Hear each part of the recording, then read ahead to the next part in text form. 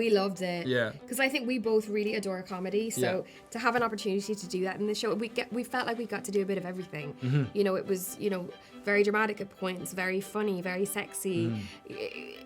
It's a joy to get to do it, but the rom-com parts we particularly loved doing. What this author knows to be true is that diamonds are not the only gems that sparkle.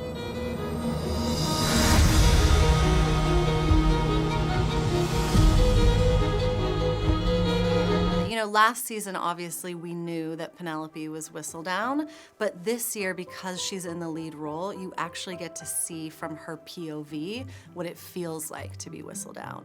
So we got to play with it in some new ways. I mean, I always had to be aware of her being Whistledown, even from season 1, because I really wanted the audience to look back and have little moments of going, there she is, she's looking at this thing, and all of that. But I think she always separates it, and she goes, Whistledown is here and Penelope's here, and they're not the same thing, they're not the same person.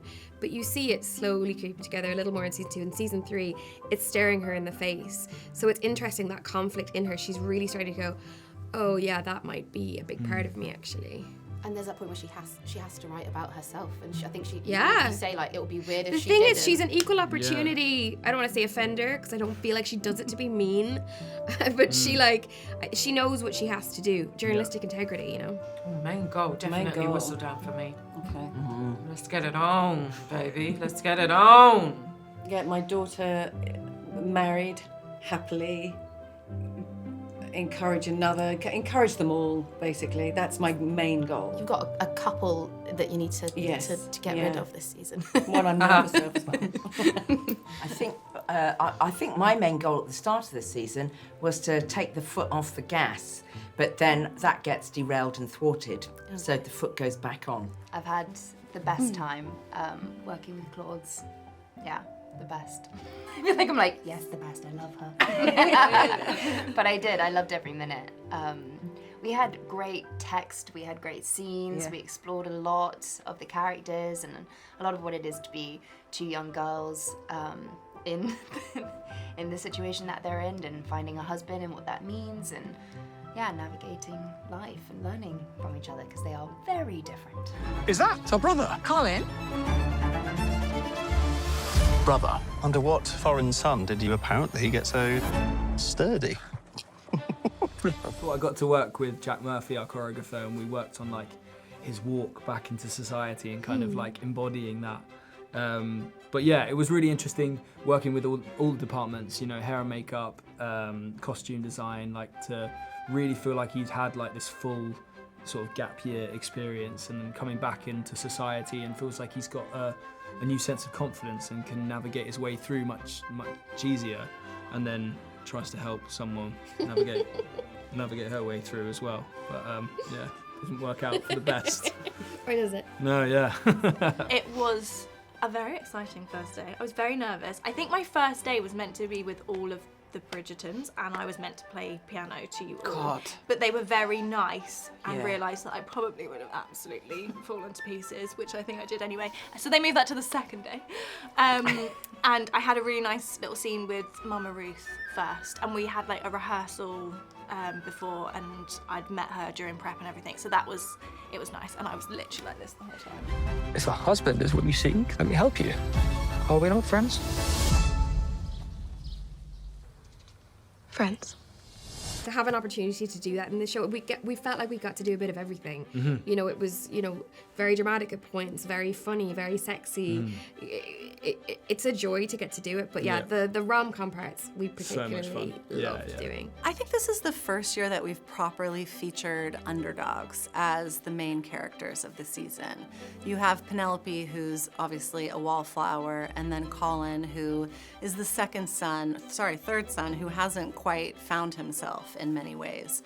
And it's really rewarding to get to watch characters like that step into their own. I think it's the history between the two characters. I think there's been this like undeniable connection between them that people have been rooting for, and we've almost been like trying to not let that happen until this point.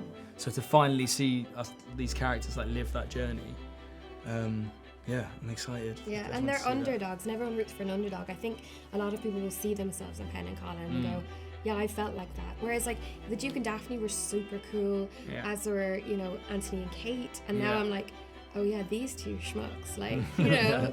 But yeah, they're cuties. Yeah, and I think also you've had the time to get to know you both as well. For sure. Daphne was at the beginning, and then Kate came in season 2, whereas you've had this long, you know, period to... You've got to watch them grow up as well. And that's see how we can like hit the ground running so much. Yeah, totally.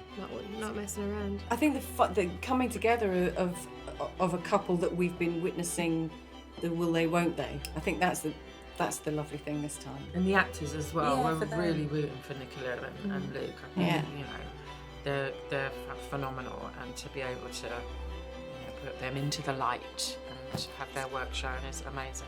Really, really. It's been a 3-season slow burn. Yeah. So I think everybody's up for it now. Audience, cast, those two in particular as well. She's not seeking a husband in you, I hope. No, I'm only helping her find one. Since when are you worried about Penelope?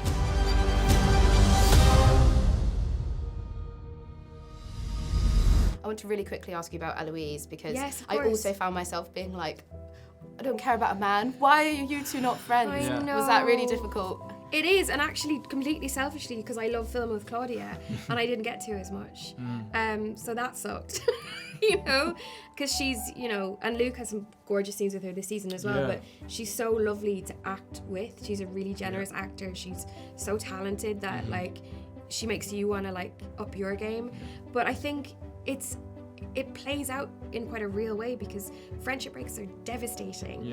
And the way, but I feel like they need to find their way back to one another, but it's not an overnight solution. It's a real heartbreak in there for the friendship. It really is. Yeah. It was super fun. I mean, it was also painful in a lot of ways to separate them, because we loved them together. But I do think that their relationship is really the secondary love story of the season. I think, you know, friendship breakups, especially at that age, have such an impact. You're really defining yourself when you're in your early 20s based on who your friends are, and figuring out who you are based on who they are, and sharing. So it's one that, you know, it'll be interesting to see, are they going to grow separately, or are they going to be able to grow together? Yeah, it was weird. We'd see each other in passing sometimes and be like, that's... yeah, it's odd. You know, I've spent 2 seasons with Nicola all the time, if not with the Bridgertons. I was with Penelope. Yeah, but it's nice. You know, we're really buzzing for Nicola and Luke, so it's lovely to see them off doing their thing. Yeah, I'm so excited for everyone to see them do it.